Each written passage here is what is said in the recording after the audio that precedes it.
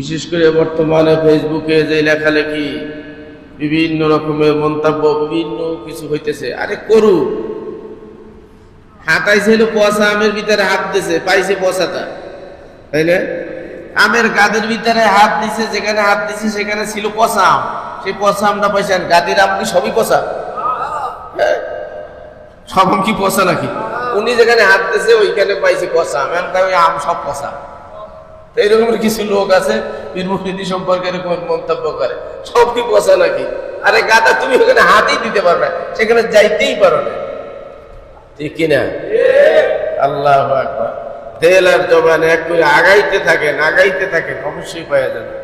যে কথা বলতেছিলাম, আল্লাহ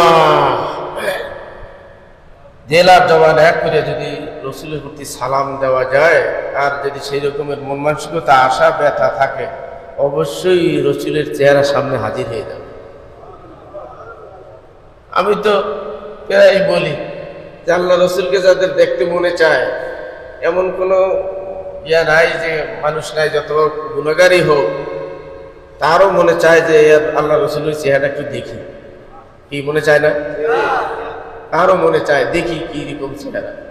আরে দেখা সহজ, তুমি ওই যে আমাদের এই তো আছে, হালাল খানা খাইয়া, খানাটা যদি হালাল হয়, হালাল খানা খাইয়া যদি হাফসেদম সবককেও আদায় করতে পারে, তার 36 কোটি বছরের মধ্যে মাওলার জিকির জারি হয়ে যাবে।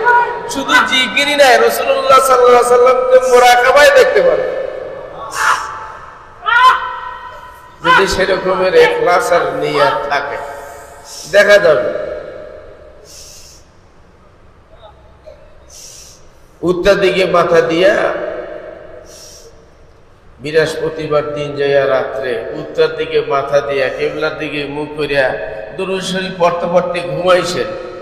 একদিন, 2 দিন, 3 দিন, 7 দিনের দিন দেখা হবেই, ইনশাআল্লাহ হবে, জটিল কিছু না। তবে ফুটা ফাটা লিক যেগুলো, সেগুলো বন্ধ করতে হবে। সেগুলো কি করতে হবে? বন্ধ করতে হবে। আল্লাহ রসুলকে দেখতে হলে ফুটা বন্ধ করতে হবে, লিক বন্ধ। আরে গাড়ির এসি চালাইয়া দিছে, অথচ দরজা একটা খোলা, ঠান্ডা হবে গাড়ি? জানলা খুলে দিছে, গাড়ি ঠান্ডা হবে?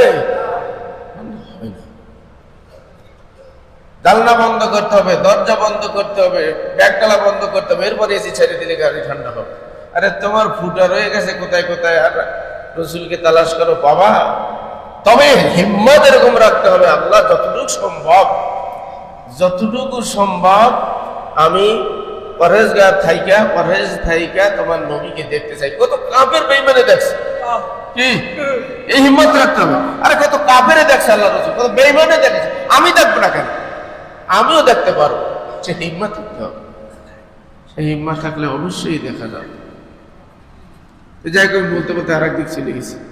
আল্লাহ পাক রব্বুল আলামিন আমাদের সবাইকে আজকের এই মজলিসে আসা এবং বসা তৌফিক দান করছে, আলহামদুলিল্লাহ। এই মুহূর্তে এখনো দেখবেন এই মানুষগুলা সব মৌমাছির ঝাঁকের মতো বসে আছে। এরপরও যাই রাস্তায় যাই দেখবেন, দোকানপাটে যাই দেখবেন, এই দোকানের বেঞ্চি খালি নেই। দোকানের সামনে যে বেঞ্চি খালি নাই, ও বসা আছে, ওখানে কিছু লোক বসা আছে, যাই দেখেন, আছে না?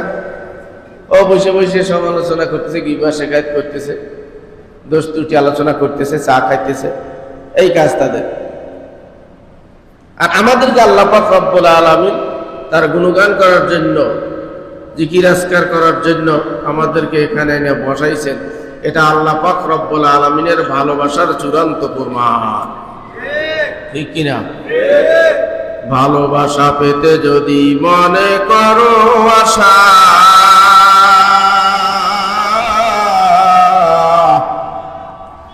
আমার মাওলার শানে পান পানে করো ভালোবাসা।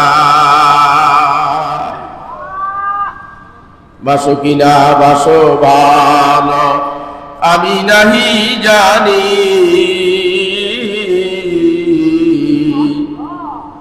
সব সময় আল্লাহ তোমায় ভালোবাসি। আল্লাহ আল্লাহ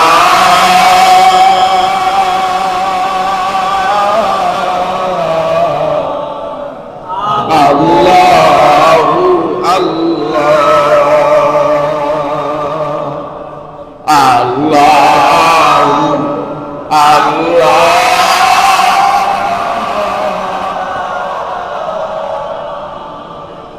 আল্লাহ আল্লাহ